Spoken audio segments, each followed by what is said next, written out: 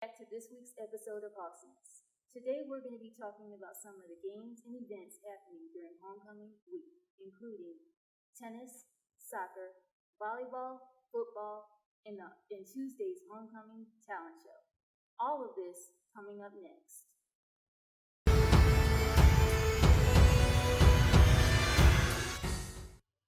Hi, my name is Marquita Evans, and with me is Lucas Irizarry and Kyle Skavinsky.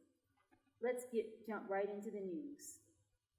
So, Lucas, how did our tennis team do at the ITA Regional last week? They were at the ITA Regional, like you said, on October 17th through the 19th, and it was a pretty successful time for the Red Hawks. Romana Terezhova and Ksenia Zanova defeated two Power 5 schools in Purdue and Tennessee. And on the second day of the championship, Tiana Velkoska and Vivian Lai advanced to the doubles quarterfinals where they eventually lose. So good in the Red Hawks. That's great. So Kyle, we know how our tennis team did. How did our soccer team do last week? And are there any upcoming games this week? Well, Marquita, the soccer team traveled to the University of Tennessee Martin this past weekend where they tied 2-2. Haley Block scored the first goal of the game for the Red Hawks off of a penalty kick, and then Esme Gonzalez scored the second goal, which was the 28th of her career, and that tied her for second place on the career scoring list and moved her to within one of first place. Speaking of first place, that's exactly where the Red Hawks sit as we head into the final weekend of the regular season.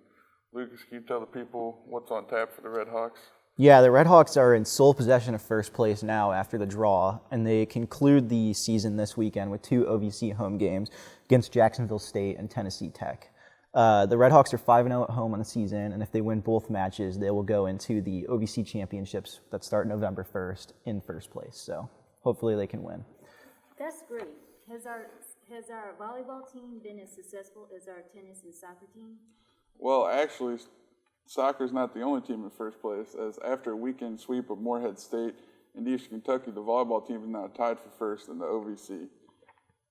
Clara Oaks led the Red Hawks with 64 assists, and Michaela Coleman tied for the team lead with 17 kills and 7 blocks. Tara Beal-Smith also had 32 digs and 7 aces to lead the Red Hawks in both categories.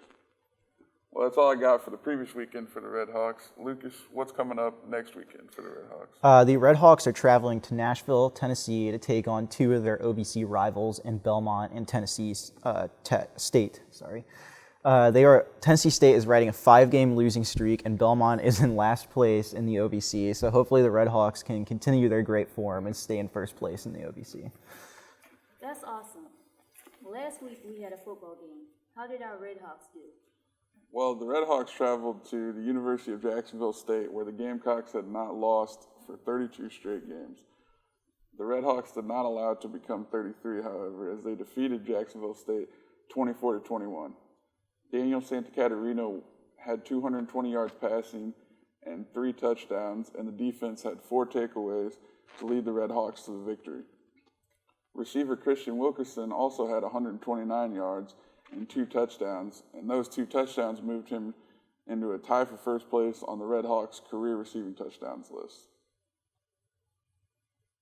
Everybody knows there's a big football game this homecoming week. Are there any special events and games taking place? Yes, on Tuesday, Southeast kicked off the homecoming festivities with a talent show where Caitlin Robinson ended up winning after singing Can't Help Falling in Love. And on Thursday, the different organizations on campus will be participating in a spirit rally where they will be competing in spirit points for the homecoming competition. And then, of course, the big football game Saturday against UT Martin. UT Martin is now 4-0 in the OVC, but the Red Hawks were able to defeat them on the road last year by dropping 56 points on them. So hopefully they can do it again. That sounds really interesting. Thank you both for sharing your insight on sports and the homecoming activities during this week. Well, that's all from Hawks Nest. Make sure to follow all of our social media platforms. We'll see you next week.